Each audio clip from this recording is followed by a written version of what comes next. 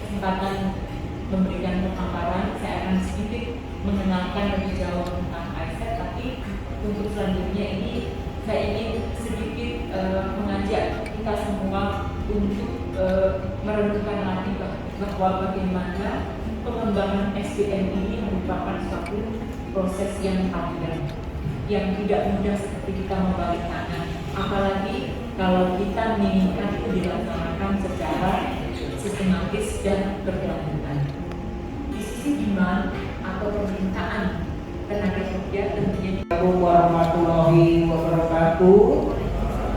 Semoga Bapak Ibu semua dalam keadaan sehat dan bersemangat untuk berkarya pada hari ini dalam rangka upaya kita untuk membentuk Dewan Keterampilan Energi Terbarukan namanya. Saya ingin menyapa dulu, ini ada Bu Rudi di sini. Terima kasih Ibu sudah memfasilitasi berjalannya acara ini. Lalu mungkin perwakilan dari Kemdikbud yang saya lihat ini Pak Saryadi belum hadir, mungkin sudah ada yang mewakili. Lalu para anggota Task Force Dewan Keterampilan Energi Terbarukan yang hadir di sini, mohon maaf saya belum kenal satu persatu. Mudah-mudahan dengan pertemuan pertama ini saya bisa mengenal Bapak Ibu semua, sehingga nanti kerjasama ke depan kita akan menjadi lebih baik. Lalu para perwakilan industri, pembuat kebijakan, serta perwakilan institusi pendidikan seperti pemangku kepentingan primer dan sekunder Dewan Keterampilan Energi Terbarukan. Bapak Ibu semua yang saya hormati, jadi ini sedikit latar belakang, nanti saya mohon izin mencuri waktu untuk menyampaikan seberapa pentingnya pembentukan Dewan Keterampilan ini. Mungkin Bapak Ibu banyak yang berpikir bahwa ini apa-apaan lagi sih ya Dewan Keterampilan. Nah nanti mungkin kalau yang belum terinformasi mengenai amanat dari Perpres 68 tahun 2022, saya mohon izin untuk menampilkannya sedikit di sini.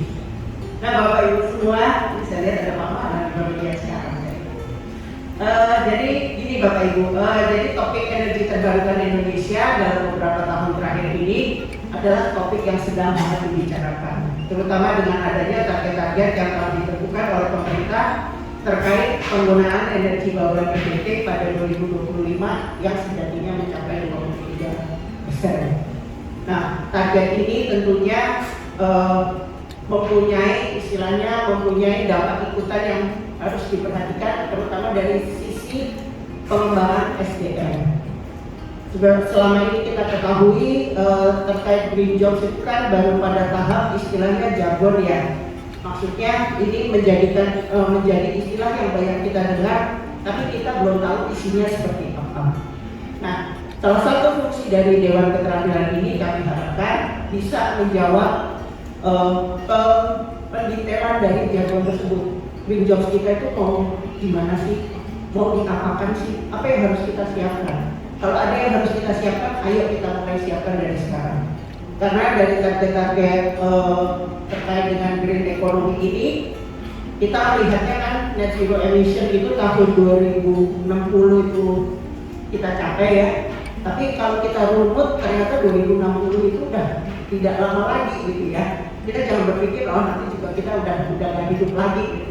Tapi kita tidak bisa menafikan bahwa nanti yang akan berkarya di tahun 2060 itu adalah anak-anak kita. Dan tentunya anak-anak kita itu harus kita siapkan sejak dini sehingga bisa mengisi lapangan pekerjaan yang nantinya ada. Nah Bapak Ibu semua, saya mau izin di sini, saya kayaknya harus geser di SPP yang tadi.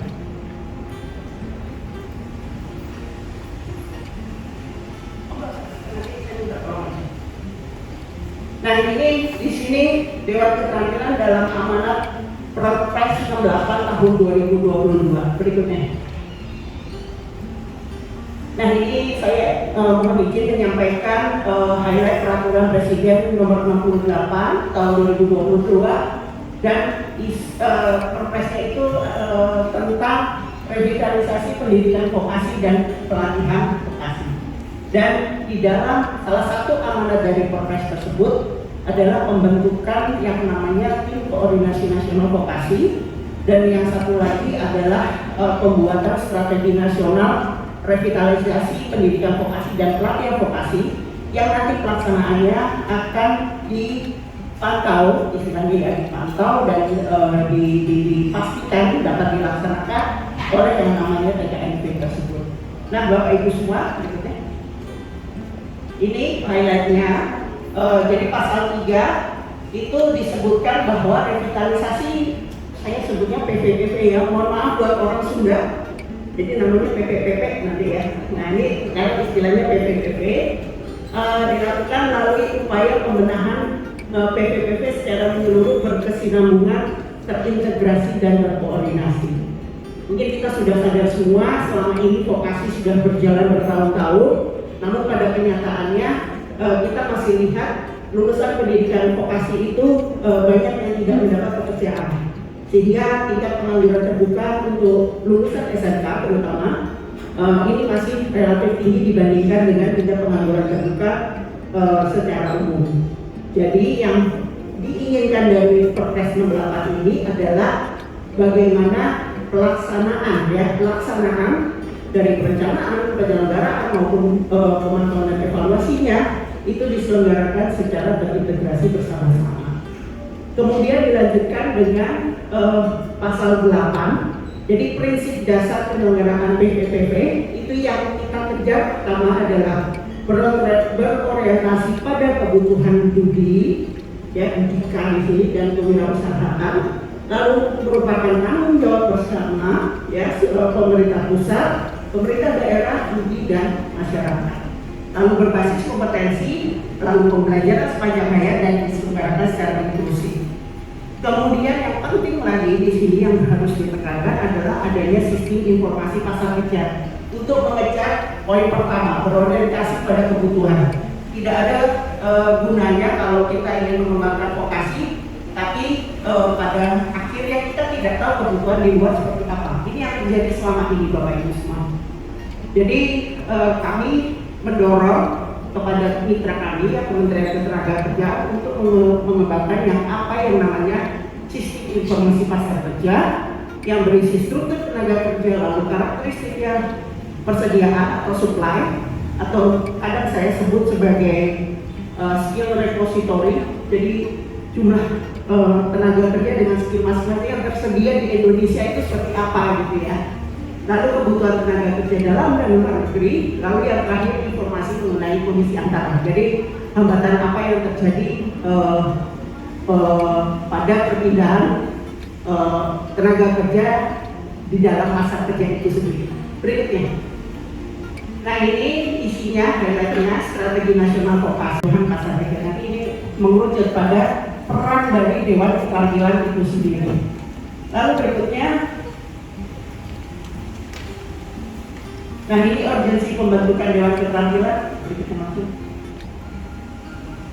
Nah Bapak Ibu semua, kami menganggap Dewan Keterampilan ini akan berperan sangat penting ke depan. Jadi yang harus kita perhatikan, kenapa ini harus ada? Ya, yang pertama adalah kita harus ada semacam forum yang mampu memantau ketersediaan keahlian dan memberikan saran jumlah kebutuhan keterampilan yang harus disiapkan. Saya memberi contoh di negara maju. Terakhir saya diskusi dengan orang dari Amerika Serikat. Mereka mengatakan bahwa ada namanya Innovation Center, ya. Salah satunya itu berisi klaster industri dengan sektor tertentu dan mereka duduk bareng, jadi tidak bersaing, tetapi mereka memikirkan bersama-sama memenuhi kebutuhan tenaga kerja. Jadi ini merupakan kunci penting nih, fungsi dari Dewan Keterampilan salah satunya itu di sini. Kemudian yang kedua, kita juga perlu forum yang memiliki hak untuk memberikan persetujuan atas kerangka kerja bagi peserta diklat vokasi, memberikan penilaian akreditasi kepada lembaga yang diakui, serta menjamin metode pengujian terhadap keahlian yang dibutuhkan. Ini urgensi yang kedua. Kemudian yang ketiga, ada forum yang mewadahi negosiasi bagi para pemberi kerja dengan serikat pekerja terkait pelatihan kerja, serta mengatur skema insentif pajak bagi pemberi kerja yang telah melakukan pelatihan. Ini juga menjadi salah satu peran dari Dewan Keterampilan. Kemudian yang terakhir itu adanya forum yang mengembangkan strategi keahlian bersama pemerintah. Ini juga penting, ya, baik pemerintah pusat atau di daerah berdasarkan sektornya. Jadi inilah yang mendorong adanya terobosan di dalam Perpres yang mengharuskan kita membentuk Dewan Keterampilan. Berikutnya, nah ini saya singkat saja. Jadi ada TKNP tadi sudah saya sampaikan, terdiri dari tim yang beranggotakan menteri ditambah dengan Kadin sebagai perwakilan dari Budi. Lalu di dalamnya ada tim pelaksana atau kelompok kerja. Nah ini saat ini rancangan atau permenko tentang TKNP ini masih digodok, ya, sudah selesai harmonisasi, namun proses untuk pengundangannya itu masih membutuhkan waktu. Dan di dalam pembahasan terakhir, istilah Dewan Keterampilan itu disebut menjadi komite sektoral. Nah berikutnya, ini komite sektoral, ya, dalam draft Permenko PMK itu tugasnya ini yang saya tekankan. Jadi komite sektoral itu timnya beranggotakan profesional, praktisi, akademisi, perwakilan KM dan perwakilan asosiasi industri. Sekali lagi ini ditekankan, bukan peran pemerintah lagi, tapi peran Budi atau perwakilannya yang menjadi terdepan. Ini untuk mendorong orientasi pada kebutuhan tadi. Kemudian tugas dari komite sektoral, inilah ada dari A sampai B ini, ya, memberikan masukan terkait kebutuhan tenaga kerja, mengembangkan peta okupasi dan kerangka kualifikasi, memberi masukan terhadap standar kompetensi, memberikan rekomendasi terkait desain program dan kurikulum, lalu pengembangan pemagangan, lalu pemutahiran, menjembatani proses pemutahiran dari lembaga penyelenggara PPPP agar sesuai dengan perkembangan teknologi, dan yang terakhir berkoordinasi dengan kementerian lembaga. Nah berikutnya ini yang terakhir, inilah posisinya Bapak Ibu semua. Jadi TKNP itu yang ada di kotak biru, ya, ini beranggotakan menteri, dan pelaksananya itu ada yang di kotak warnanya kuning. Peran dari Dewan Keterampilan itu ada di mana? Di pojok yang paling kiri. Di situ nanti tidak hanya Bapak Ibu sendiri, namun juga ada Dewan Keterampilan yang akan terbentuk, yang jika dianggap perlu jika dianggap perlu segera dibentuk, ya. Kalau misalnya, ya siap, ya 5 menit. Saya berhenti dalam 2 menit. Kalau misalnya nanti di dalam perkembangannya Dewan Keterampilan ini yang paling cepat terbentuk, informasi saja kepada Bapak Ibu semua, ini menjadi Dewan Keterampilan pertama. Jadi nggak apa-apa kita meraba-raba kira-kira nanti pekerjaannya seperti apa, pola hubungannya dengan pengambil kebijakan seperti apa, tidak apa-apa, kita belajar. Kalau ini sukses, ini menjadi istilahnya pedoman bagi pembentukan Dewan Keterampilan berikutnya. Jadi kami berharap besar atas pada bantuan dari Bapak Ibu semua, kerjasamanya yang baik di dalam hal ini, dan juga saya ucapkan terima kasih kepada ISET yang sudah memfasilitasi ini semua. Mudah-mudahan yang kita lakukan pada hari ini bisa mensukseskan upaya kita semua untuk membenahi PPPP kita yang selama ini kita tahu perlu perbaikan yang cukup menyeluruh. Demikian Bapak Ibu semua, sekali lagi saya ucapkan terima kasih. Selamat berdiskusi. Wassalamualaikum warahmatullahi wabarakatuh.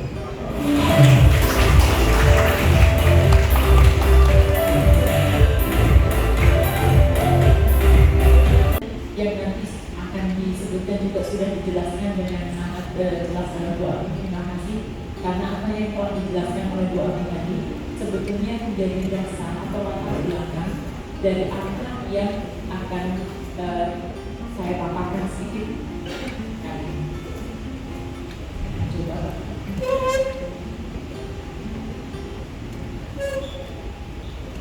Baik, tadi pada waktu memberikan sambutan, by more than 45%, and by the year 2070, India will achieve the target of net zero. The success of this energy transition is greatly dependent on its proper execution on